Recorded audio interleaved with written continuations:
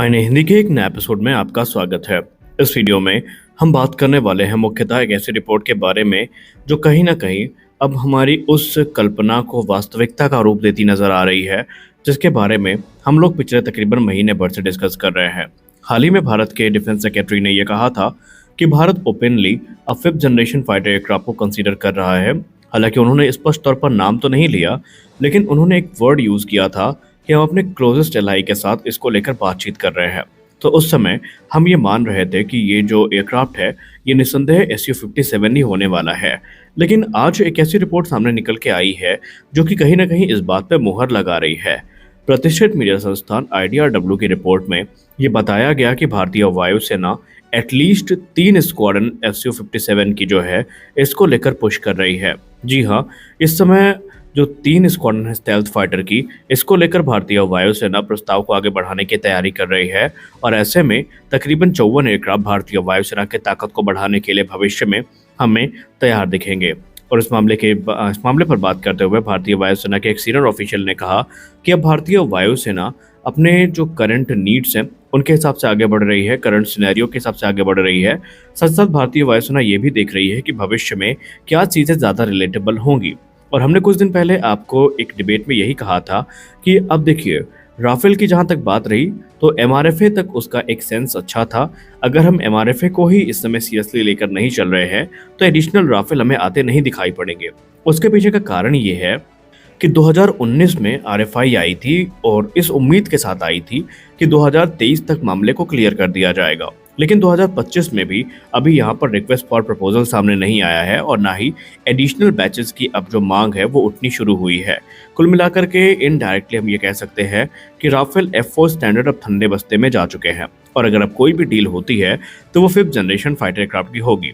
अब आप में से बहुत सारे लोग ये कहते हैं कि हम यहाँ पर स्पष्ट तौर पर SU-57 का नाम क्यों ले लेते हैं, क्योंकि भारत के रक्षा मंत्रालय ने तो इस पर अभी टिप्पणी नहीं करी है और इंडियन एयरफोर्स के सोर्सेज ने भी नाम सजेस्ट नहीं किया है।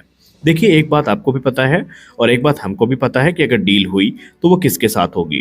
क्योंकि आपको यहाँ पर एक चीज़ जाननी होगी कि अमेरिका अभी फॉर्मल ऑफर के साथ सामने नहीं आया है और फॉर्मल ऑफर ना आने का मतलब ये है कि अभी सिर्फ ये चीज़ें उनके टिप्पणियों तक ही सीमित हैं और भारत को प्रैक्टिकल कोई प्रस्ताव नहीं मिला है। लेकिन दूसरी तरफ रशिया न सिर्फ इनको भारत में बनाना चाहता है बल्कि वो इंडिया स्पेसिफिक इन्हेंसमेंट के लिए भी रेडी है।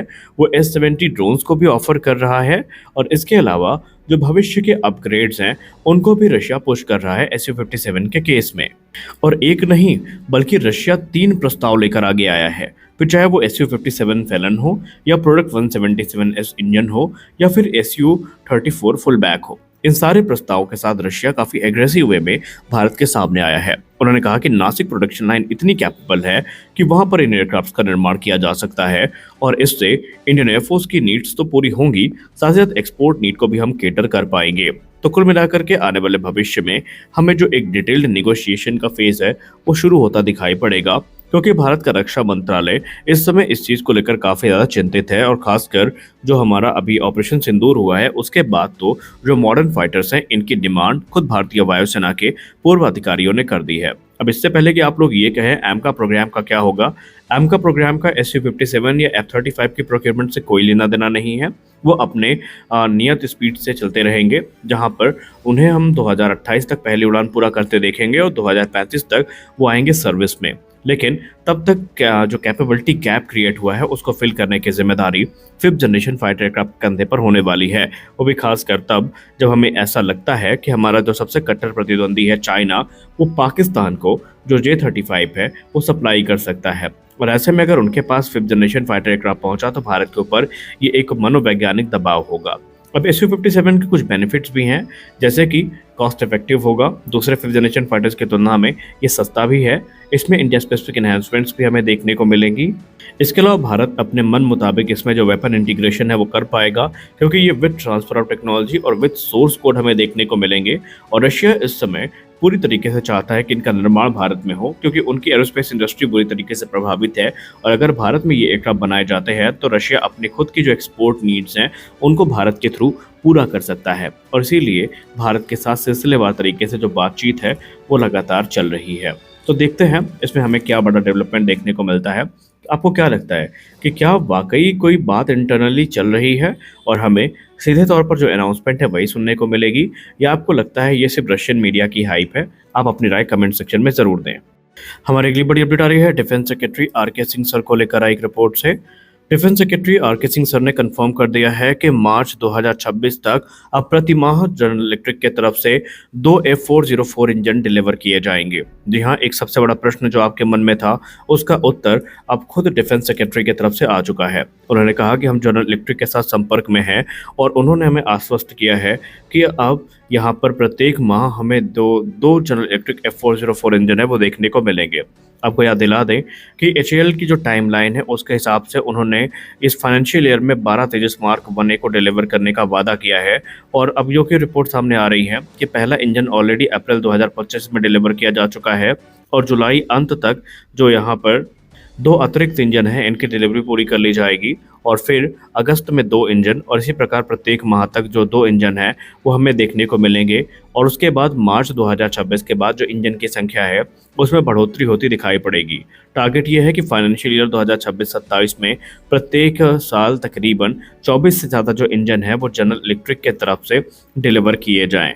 आप सबको पता है कि इंजन्स के अभाव में ही अभी तक जो तेजस प्रोग्राम है वो बुरी तरीके से बाधित हुआ है, क्योंकि अगर ये इंजन का अभाव ना होता तो आज भारतीय वायुसेना उचित संख्या में तेजस मार्क 1A को ऑपरेट कर रही होती। हालांकि हम ये तो नहीं कह सकते कि बहुत बड़ी संख्या में ये आ गए होते, क्योंकि भारतीय वायुसेना ने कुछ मॉड्स की और अपग्रेड्स की डिमांड भी करी थी जिसको पूरा किया गया है और अभी तेजस मार्क 1A फाइनल सर्टिफिकेशन से गुजर रहा है।